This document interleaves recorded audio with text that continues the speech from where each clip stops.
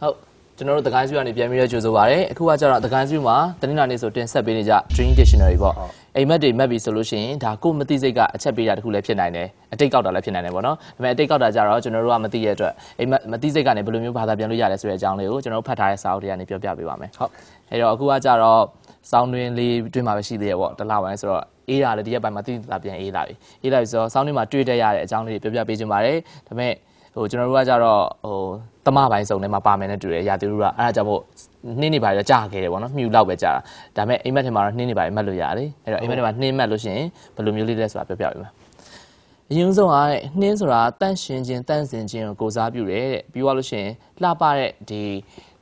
ရုံဝင်းမှာတွေ့တဲ့နှင်းတွေပေါ့နော်ဖြူဖြူစင်စင်လေးအဲ့လိုမျိုးကိုစားပြုပါတယ်တဲ့ဒါပေမဲ့နှင်းဆိုတာရေတွေကနေနှင်းဖြစ်လာအောင်စိုင်ခဲနေဖွဲ့စည်းတာဖြစ်တဲ့အတွက်နှင်းကိုအိမ်မက်မှတ်ပြီဆိုလို့ရှိရင်ကိုယ့်ရဲ့စိတ်ထဲမှာအေးခဲနေတဲ့ခံစားချက်တွေပြန်ပေါ်လာလည်းဖြစ်နိုင်တယ်တဲ့ချိန်တော့အတိတ်တွေလည်းပြောပေါ်လာဖြစ်နိုင်တာပေါ့နော်အဲ့လိုရေခဲရိုက်ခံတာရေခဲရိုက်ဘာညာပေါ့အဲ့တော့ဒီနေ့နေကအရေးပြောနေပြီဆိုလို့ရှိရင်ဒီလိုမျိုးကိုယ့်ရဲ့မာကျောနေတဲ့ခံစားချက်တွေစိတ်သက်တွေကအရေးပြောသွားရလည်းဖြစ်နေတယ်အဲ့တချင်းတွေရလို့ပေါ့နော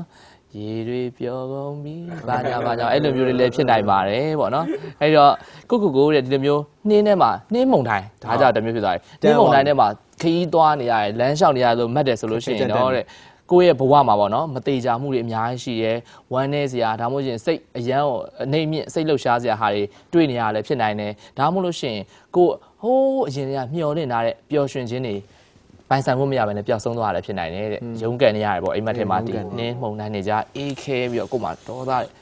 ကို့မှာအဲ့လိုမျိုးခံစားချက်တွေဖြစ်နေတယ်ပေါ့အဲ့လိုမျိုးပုံတိုင်းမိနေပုံတိုင်းမိနေတာခံစားချက်ပုံတိုင်းမိနေတာရှင်ထဲမှာမှုန်တိုင်းတိုက်နေမှုန်တိုင်းတိုက်နေရဲ့အိမ်မှုန်တိုင်းလည်း Atomic Winter လို့အေးခဲနေတ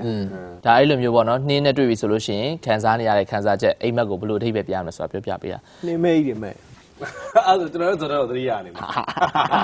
ဒီကောပါဝါတွေတူတာဟုတ်ကဲ့နောက်တစ်ခုကကြာလေပေါ့နော်လေမှာလေညင်းလေးပဲဖြစ်နိုင်တယ်လေပြေမျိုးစုံဖြစ်နိုင်တယ်အိမ်မက်တွေမှာကလေနဲ့တွေ့နေရပြီဆိုလို့ရှိရင်လေမျိုးလေနဲ့တွေ့ရလေတိုက်တာနဲ့တွေ့နေရတာခံစားနေရပြီဆိုတော့အဲ့တော့တဲ့လေကညင်းညင်းသားလေးနဲ့တိုက်နေမယ်ဆိုလို့ရှိရင်တဲ့ဒါကကိုအခုဖြတ်တန်းနေရတဲ့ဘဝအချိန်မှာကိုဘယ်လိုပြောမလဲsupport လုပ်ပေးလို့အားပေးလို့ရှိနေပါဘာလို့လဲလေပင့်တယ်လို့ပြောလေးပါနော်လေပြေလေးနဲ့ပင့်နေတယ်လို့မျိုးအဲ့လိုမျိုးခံစားရတယ်တဲ့ဒါပေမဲ့ကိုကအိမ်မက်ထဲမှာအရန်ပြင်းထန်တဲ့လေကိုဒီလိုမျိုးရင်ဆိုင်ပြီးတော့သွားနေရတယ်လေကရင်ဘက်ကိုတိုက်တယ်လေမြောင်အဲ့လိုရင်ဆိုင်ပြီးသွားနေရတယ်ဆိုလို့ရှိရင်တဲ့ဒါကိုကဆက်သွားနေတာဖြစ်တဲ့အတွက်ကိုယ့်စီမှာခွန်အားရရှိနေတယ်ဒီလိုမျိုးဆွဲဆောင်မှုတွေကိုယ့်ရဲ့မလိုလားတဲ့ဆွဲဆောင်မှုတွေကိုတွန်းကန်ပြီးတော့ဆက်သွားနိုင်တယ်ပေါ့နော်ဥပမာဆိုလို့ရှိရင်ငါအိတ်လိုက်ရင်ကောင်းမလားငါထမင်းစားလိုက်ရင်ကောင်းမလားအဲ့လိုမျိုးဟာတွေကိုစန့်ကျင်ပြီးတော့ဆက်သွားအဲ့လိုမဖြစ်အောင်လို့စန့်ကျင်နေရပါတော့အဲ့လေနဲ့ပါသွားတယ်အဲ့လေနဲ့ပါသွားတာအဲ့ဒါကြေးဦးနှစ်ပွဲစားလိုက်တာအဲ့ပြီးသွားရင်ကို့မှာဒီလိုမျိုးအားရရှိနေတယ်ဒီဟာဆက်ပြီးတော့ရင်ဆိုင်ပြီးသွားနေဆိုရင်အားရရှိနေတယ်ပြီးသွားဆိုလို့ရှိရင်တွေ့လာသမျှအခက်ခဲတွေကိုတဲ့ကိုကကြော်ဖြတ်သွားဖို့အတွက်လည်းဆုံးဖြတ်ချလာတယ်ဒီအတွက်လည်း action တွေယူလာတယ်စဉ်းစားနေဆိုတာပြောပြတာတဲ့အဲ့လိုမှမဟုတ်ဘဲနဲ့တဲ့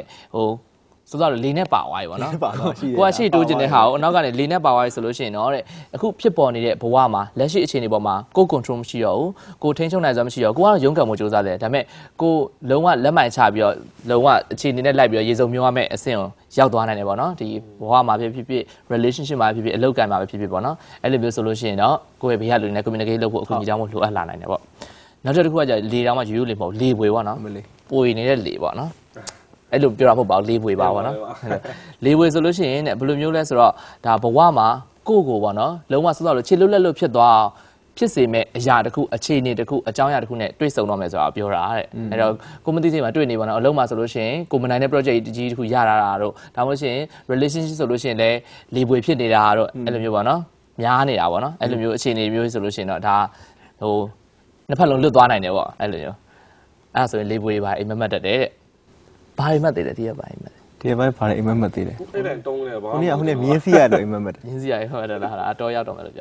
အဲ့တော့ပြီးသွားပြီဆိုလို့ရှိရင်အဲ့အချိန်မှာဒီအဲ့လိုမျိုးလေပွေနဲ့အိမ်မက်ပြီဆိုလို့ရှိရင်ဘလို့အခြေအနေမျိုးစဲဆိုတာကိုဆက်ပြီးတော့မှတ်ထားဖို့လိုတယ်တဲ့ကိုကဒီအခက်အခဲတွေဒီလေပွေအခြေအနေတွေတယောက်တည်းဖြတ်တန်းနေတာလားအများနဲ့နှစ်ယောက်ဖြတ်တန်းနေတာလားနှစ်ယောက်ထပ်ပိုပြီးဖြတ်တန်းနေတာလားဆိုတာဆိုရင်အဲ့အကူကြီးပါရလာနိုင်တယ်ပေါ့နော်ဒါလေပွေပြီးသွားပြီဆိုလို့ရှိရင်စောင်းထဲမှာတွေ့တတ်တဲ့တရိတ်ဆန်တွေပိုလာဘဲပေါ့နော်အဲ့လိုပိုလာဘဲအိမ်မက်ပဲဆိုလို့ရှိရင်ဒါရေခဲတောင်တွေပါမှာတွေ့တတ်တာဟုတ်အဖြူရပိုလာဘဲရတဲ့ မဟုတ်စိုးကြီးပြောမှာပိုလာပဲပြောတာ ကျွန်တော်မပြောနော် ပိုလာပဲဘယ်လိုမျိုးလဲဆိုတော့လေ ဘယ်လိုလေးမသိသေးလား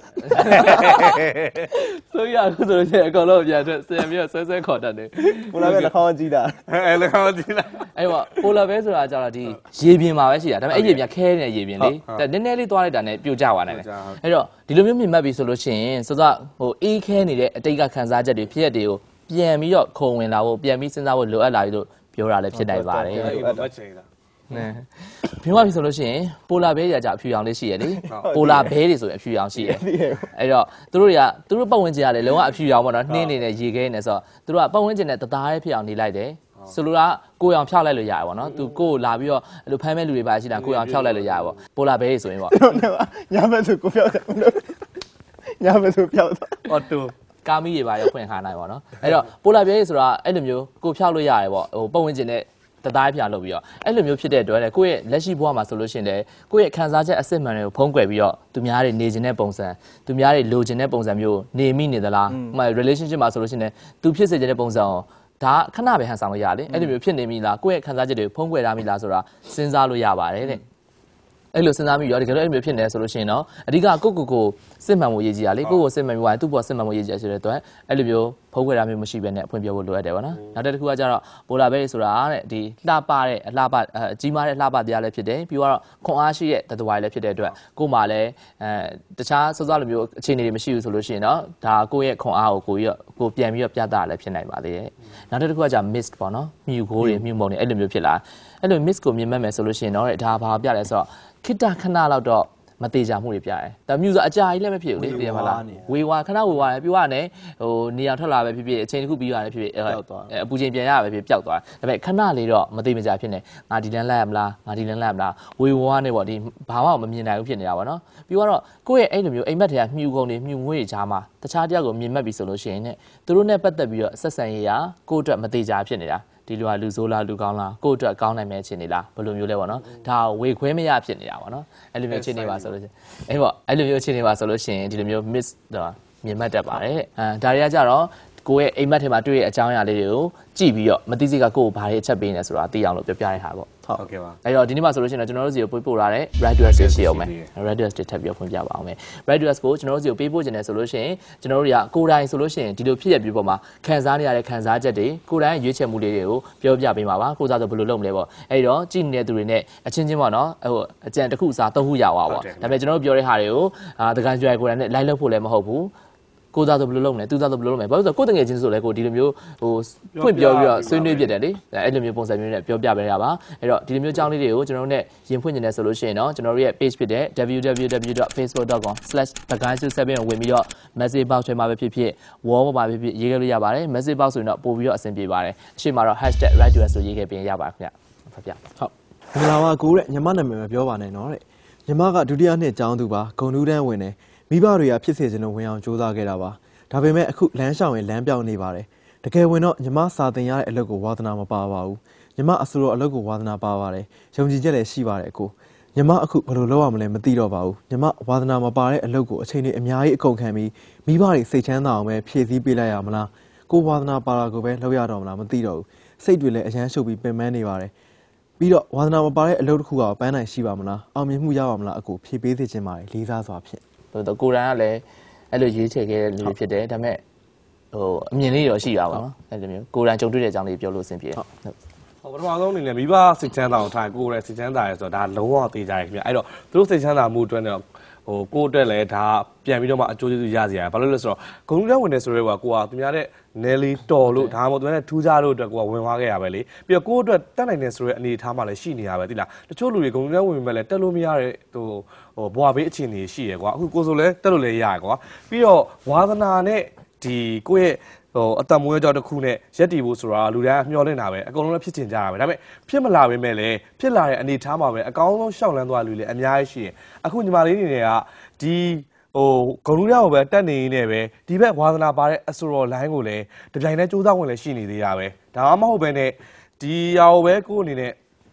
တေချာလေးပြီးအောင်တက်လိုက်မယ်ပြီးတော့မှဆီယာမလှုပ်တာမလှုပ်တာအပထားဒီဟာကိုပြီးသွားပြီဆိုတဲ့ဟိုကမိဘတွေကဘာပြီးတော့ဟိုစိတ်ချမ်းသာမှုတစ်ခုတော့ရသွားမှာပဲအဲ့ဒီကြမှာလည်းပြန်ပြီးတော့မှဒီအစတော်လိုင်းကိုလုပ်လို့ရရပဲအဲ့တော့ နှစ်ခုလုံးရှင်တွဲပြီးတော့မှစူးစမ်းမယ်အချိန်ပေးနိုင်မယ်စိတ်ဓာတ်တွေခိုင်မာမယ်ဆိုစူးစမ်းလို့ရတယ်ဒါပေမဲ့အဓိကတော့ဟိုအကိုအနေနဲ့နှမျောတာတော့မိဘရဲ့စိတ်ချမ်းသာဖို့တစ်ခုထက်တက်ပြီးပါပြီးတော့ကိုရောက်နေတဲ့အနေအထားဒါကိုအနေနဲ့ဘဝပေးကောင်းလို့တော့ဗောနော်ဒီလိုမျိုးဂုဏ်နဲ့တက်ခွင့်ရတယ်ပြီးတော့ကိုမိဘလည်းတက်နိုင်တယ်ဆိုတဲ့အနေအထားလုံးမှာဒီဂုဏ်နဲ့တော့တက်စေချင်ပါတယ်ခင်ဗျနှစ်ခုလုံးလုပ်လို့ရတယ်ဒီဘက်မှာလည်းကြောင်းဆက်တယ်ဒီဘက်မှာလည်းကိုယ့်ဘာသာကိုအစိုးရလုပ်တာလုပ်လို့ရတယ်ဒါပေမဲ့တစ်ခုရှိတာဟိုကျောင်းကတော့ဆက်တက်ကိုတက်မှာပဲဒီလောက်ကလောက်ရမှာပဲဘာလို့ဆိုအစိုးရဆိုတဲ့ဟာကြီးကဟိုအရင်မသေးကြသလိုပဲကိုဝါသနာပါတာပဲယုံကြည်မှုရှိတာပဲကိုအတန်ဘယ်လောက်ထိကောင်းဘယ်လောက်ထိထူးချွန်ဒါကန်နဲ့ဆန်းနဲ့လည်းအများကြီးဆိုင်သေးတယ်အဲ့တော့တချင်းထားဆိုအရန်ကောင်းနေတယ်ပေါက်တာမဟုတ်ဘူးလေအဲ့တော့နှစ်ခုလုံးတွဲလို့ရတယ်ကွာဒီဘက်မှာလည်းကိုယ့်ဘာကိုကြောင်းတက်တယ်ဒီဘက်မှာလည်းတချင်းဆိုတယ်ဘာမှမဖြစ်တာဟိုအများကြီးပဲလေဟိုကိုစိုးကြီးဆိုရင်သူ့ဘာသူဆရာဝန်လောက်တာပဲဒါပေမဲ့သူဒီမှာ presenter လုပ်တယ်ပြီးတော့သူစားဖို့ရေးနေတယ်သူကလုပ်ရှင်ရလုပ်တာပဲကျွန်တော်ဆိုလည်း engineer ပဲ presenter လုပ်တယ်ဒါပေမဲ့တချင်းအခုတချင်းလုပ်နေတယ်ဟိုနှစ်ခုတော့မဟုတ်အများကြီး3-4ခုတော့အများကြီးခွဲလို့ရတယ်အဓိကပြီးတော့လေအနုပညာအလုပ်တွေအယောစားအရန်ကြီးတယ်လို့ပဲကျွန်တော်တို့ကတော့ကျွန်တော်ခံစားမိရပါဘာလို့လဲဆိုတော့ဒီအောင်ပဲတစ်ခုပဲယုံမှတ်ပြီးတော့ဇုံလုံးသွားဖို့ဆိုတာတော်တော်လေးအယောစားကြီးတယ်အများကြီးရင်းနေရတယ်အဲ့တော့မိဘတွေကလည်းဒါဘယ်လိုမှဟိုဘဝင်တွေ့မှာမဟုတ်ဘူးကွာအများကြီးဒါအချိန်တွေကတစ်ခါလေး10နှစ်လောက်ထိရင်းနေလိုက်ရတာအများကြီးရှိတယ်လေကျွန်တော်တော့လည်းအကုန်လုံးအနုပညာကိုတရားတစ်မျိုးစီဝါသနာပါတဲ့သူတွေကြီးပဲဒါပေမဲ့လည်းဒီဟာကိုပဲအဓိကထားပြီးတော့မှဟိုလိုက်ပြီးတော့မကြိုးစားခဲ့ဘူးဒီဘက်ကိုကြိုးစားနေတယ်ဒီဘက်ကိုလည်းကြိုးစားရတော့เนาะအဲ့တော့ကိုတို့ကဘာဘဝအာမခံချက်ဘာရှိမလဲအဲ့ဘဝအာမခံချက်တစ်ခုလေးလုပ်ပြီးတော့မှဒီဘက်ကိုပြန်ပြီးဟိုသွားလို့ရတဲ့လူတွေလည်းအများကြီးပဲရှင်းမှာဆိုလဲကွာဒီဘက်မှာပညာရေးလုပ်နေနေပဲဒီဘက်ဝါသနာပုံပေါ်သွားတဲ့လူတွေအနုပညာလောကထဲမှာအများကြီးပဲတကယ်ဆိုအားကြောက်အရန်ကောင်းတာပဲအဲ့ဒါပြောဒီဘက်မှာကိုယ်ခိုင်လုံသွားရင်ဒီဘက်မှာလှုပ်ရှင်တာလုပ်လို့ရပြီလူကြီးရဲ့ယုံကြည်မှုလည်းရသွားပြီဘာပဲပြောသူတို့လည်းစိတ်ချမ်းသာပြီးသွားပြီကွာအဲ့တော့ကိုဒီဘက်မှာလှုပ်ရှင်တာလုပ်လို့ရသွားပြီလေဟိုမြန်မာနိုင်ငံမှာဆိုရင်လည်းအများကြီးပဲနာမည်ကြီးအဆိုတော်တွေအကုန်လုံးဒါအဆိုတော်တန်းလုပ်တဲ့လူထက်ဆိုင်အခုနောက်ပိုင်းမှာများလာတာကများသောအားဖြင့်ဆရာဝန်တွေများမယ်ကွာနေနေရှိမယ်ကွာချစ်သူတွေရှိမယ်ကွာအများကြီးပဲကွာကြားဖို့ကြားပေါက်ရှိမယ်မဖြူရှိမယ်ဒါတွေအကုန်လုံးသူတို့ဘာသူတို့လမ်းကြောင်းသူတို့သွားရင်းနဲ့ဒီဘက်မှာအဆိုတော်လုပ်သွားတယ်နှစ်ခုလုံးအောင်မြင်တာပဲလေဟုတ်တယ်ခင်ဗျပြီးတော့ဘလို့ပညာရည်မျိုးဆိုပေါ့နော်ဒီစဉ်းစားဆုံးဖြတ်မှုစဉ်းစားဆင်ခြင်မှုတွေမှာအရန်အထောက်အကူပေးသေးတယ်အနုပညာအလုပ်လဲဒီပညာတွေကအဲ့အနုပညာအလုပ်မှာသွားပြီးတော့မှအထောက်အပံ့ပေးရရှိတယ်ဘယ်လိုမျိုး technique နဲ့သွားမှာလဲဘယ်လိုမျိုး strategy နဲ့သွားမှာလဲတကယ်တမ်းလေးလာဆိုအဲ့အနုပညာလောကတွေမှာပဲနှစ်ခုလုံးတွဲလုပ်ပြီးတော့မှအောင်မြင်နေတဲ့လူတွေဆိုအဲ့လိုမျိုး technique တွေအများကြီးသုံးပြီးတော့မှလုပ်သွားတာဆိုဒါတော်တော်လေးလေးလာသိနိုင်တယ်ဗျဟုတ်တယ်အဲ့လိုတင်လဲတင်ယူလွယ်တယ်ဆုံးဖြတ်နိုင်စွမ်းနေရလဲဟိုအရွယ်နဲ့လိုက်ရင်းချက်လာဖို့ဆိုတော့ဒီပညာယူနေတဲ့အချိန်ကနေရတာလည်းများတယ်အဲ့တော့ကျွန်တော်ကတော့မပြောရသေးဆိုတော့ပြောအောင်မယ်ပေါ့နော်မပြောရသေးဘူးပေါ့ထားလိုက်ပါတော့အဲ့တော့စောစောပြောဆိုဂုံလူတန်းဝင်နေဆိုတော့ညီမလေးကထူးချွန်နေပြီဒီထဲမှာထူးချွန်နေပြီဟိုဒါကတော့သိကြတယ်ဘာလို့ဆိုဟိုအောင်ဆောင်မအောင်နေဆိုတာတော့ကတော့ဘယ်သူမှဆိုစူးစမ်းရဖြစ်နေတယ်ဂုံလူတန်းဝင်နေဆိုတော့ထူးချွန်နေပြီအဲ့တော့နောက်တစ်ခုရှိတာကြတော့ညီမလေးကဒါကိုမိဘဖြစ်စေခြင်းနဲ့ဝင်အောင်စူးစမ်းခဲ့ထားလိုက်တော့ဒါပေမဲ့ပညာသင်ယူရင်းနဲ့သင်ယူခဲ့တယ်အခုဒီလောက်ထိဖြစ်တယ်ဆိုတော့လေကိုဝါသနာမပါဘဲနဲ့တော့ဟောမဖြစ်နိုင်အောင်စာသင်တာကိုစာကြက်တာဝါသနာပါတယ်ဆိုတာတော့ရှားတယ်ဒါပေမဲ့ကိုလုံနိုင်တယ်ဒါသိလာလို့ရှိရင်ကို appreciate လုပ်တတ်လာတယ်ကိုပြန်ပြီးတော့ဘယ်လိုပြောမလဲချီးကျူးဂုဏ်ပြုတတ်လာလို့ရှိရင်နေလို့ကောင်းလာလိမ့်မယ်သိလားဘာလို့အကုန်လုံးကတော့စဉ်းစားလိုက်တယ်စာသက်လို့မလားမင်းသားလုပ်ချင်လားစာဆက်လို့မလားဆိုတော့လုပ်ချင်လားဆိုဟိုဘက်ကဝါသနာလေးဒါအရန်ပျော်ဖို့ကောင်းတဲ့ဟာတခုကျွန်တော်တို့လည်းလက်ခံတယ်တကယ်လည်းပျော်လေအဲကြောင့်တစ်ချိန်လုံးနှကြက်တက်နေတော့မယ်ဒါပေမဲ့စောစောပြောသလိုမျိုးပေါ့နော်စာ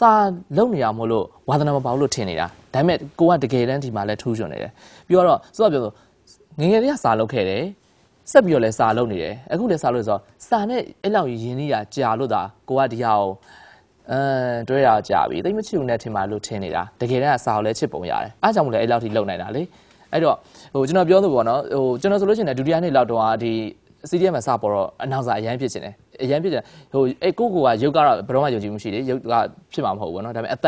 န်လောက်နဲ့ဆိုရင်တော့ဒီကိုကတချင်းလေးသိရဆိုပြောချင်တာအဲ့တော့ဆိုလို့ရှိရင်ဒါမှဒါအဲ့တော့စာရေးတယ်မဂ္ဂဇင်းတွေမှာဟိုဝတ္ထုတွေပါအောင်လုပ်တယ်အနောက်စာလုပ်ဖို့ကြိုးစားအဲ့တော့ဒီစာငါဆက်မလုပ်ချင်ပေါ့နော်ဝါသနာမပေါင်းတော့တော်ဝါသနာပါတယ်ငယ်တော့ကလေးတစ်ခုဆရာဝန်ရဲ့ဒီ OG ရဲ့အရန်ဖြစ်ချင်တာဒါပေမဲ့တစ်ဖက်ကကျတော့ဘာပြော experience အတွေ့အကြုံအသစ်ကြီးအရန်ကိုစိတ်ဝင်စားဖို့ကောင်းတဲ့ net base ဆိုတော့သွားချင်တာအဲ့ဒါတတ်ပဲအဲ့တော့ကိုငယ်တွေကလုပ်ခဲ့တဲ့စာမှုသားဟိုမပါဘူးလို့ထင်ပြီးတော့ရက်သွားပါတော့အဲ့တော့စောစောလို့လမ်းခုလက်အိမ်မှာထွက်စရာလည်းမဟုတ်သေးဘူးနောက်တစ်ခုကကျတော့တချင်းဆိုတဲ့ကိစ္စကတော့ရှင်းရှင်းလေးပါအမှုပညာလို့ဆိုတာဇော်ထက်ပြောသလိုမျိုးပဲစမ်းဆိုတာလည်းလို့သေးတယ်ကိုတော်တန်းတက်တန်းလည်းရတာလည်းမဟုတ်ဘူးသူတို့ရဲ့ပါရမီတွေရောဇွဲတွေရောစမ်းတွေရောအကုန်လိုတယ်ဟုတ်တယ်ဒီဘက်ကိုခြေစုံပြစ်ပြီးတော့ဝင်လာတဲ့လူကတော့ပို့ပြီးတော့ဖြစ်နိုင်ခြေများဆိုတာဟုတ်ပေမဲ့ဟိုနှစ်ခုလုံးလက်မလွတ်လိုက်တာတော့အကောင်းဆုံးပဲပေါ့နော်အဲ့လိုမျိုးနောက်တစ်ခုရှိရကြတော့ယုံကြည်ချက်ရှိရဆိုတော့ညီမလေးကျွန်တော်လည်းငယ်တော့ဆိုကိုအရန်အတန်ကောင်းတယ်လို့ထင်တာပဲလူတိုင်းတော့ကိုဆိုယုံကြည်ချက်ရှိတယ်ဒါဆရာရင်းနဲ့စမ်းစစ်ပြီးပြီလားဖြစ်နိုင်ခြေရှိရလားဖြစ်နိုင်ခြေရှိရင်တော့မှစောစောပြောရဲစမ်းရလို့တည်းဆိုတော့ဒါကမကြီးရတဲ့အလုပ်မလုံးနဲ့လို့ပြောမှာမဟုတ်ဘူး လုပ်လို့ရ အခုချိန်ဆိုပိုတော်မှကောင်းတယ်စတူဒီယိုလည်းအများကြီးဖြစ်နေပြီကိုရက်ချင်းလေးရလို့ရှိရင်ညဘက်ပဲတွင်နေ့ဘက်တွင်ပြီးတော့ငကိုတော့လို့မဟုတ်ဘူးအောင်မြင်ဖို့တော့မခက်ဘူးပြောတာမဟုတ်ဘူးခက်ခဲပါတယ်ဒါပေမဲ့ underground ခွေလေးတွေ Facebook ကနေတွိုင်းနဲ့ပြည်သက်လက်ခံတာဆိုရတာပဲဒါကြီးတစ်ခုလုံးတက်ကတော့ကိုယ့်ရဲ့ပညာရေးကိုဆွန့်လွတ်လိုက်စရာအကြောင်းမရှိဘူးစိတ်တွေအရန်ရှုပ်ပြီးပင်ပန်းနေတယ်ဆိုတာတကယ်ဖြစ်နိုင်တယ်စာလုံးနေသူကအရန်စိတ်ရှုပ်ဖို့ကောင်းတယ်အဲ့ဒီတော့တခြားအနားယူရဲ့နည်းတွေပြောင်းတကယ်ချင်းနဲ့ karaoke ဆိုမလားဒါမှမဟုတ်လို့ရှိရင်အပျော်ကြီးလေးထွက်မလားအဲ့လိုမျိုးလေးလောက်တာအဆင်ပြေဆုံးပဲနောက်ထပ်ညီမလေးမျိုးတစ်ခုကဝါသနာမပါတဲ့အလုပ်တစ်ခုကပန်းနိုင်ရှိပါမလားဆိုတာလူတစ်ယောက်ဆိုတာပန်းနိုင်ဆိုတာကိုထားတဲ့ပန်းနိုင်ဆိုတာရှိပြီးသားဝါသနာမပါပေမဲ့လည်းငါဒီတော့ဆက်သွားမယ်ဒီလှုပ်ဆက်လုပ်မယ်ဆိုလို့ရှိရင်ဒါပန်းနိုင်တစ်ခုပဲအဓိကပန်းနိုင်ထားလားဆိုတော့ပုံမှာမူတည်တယ်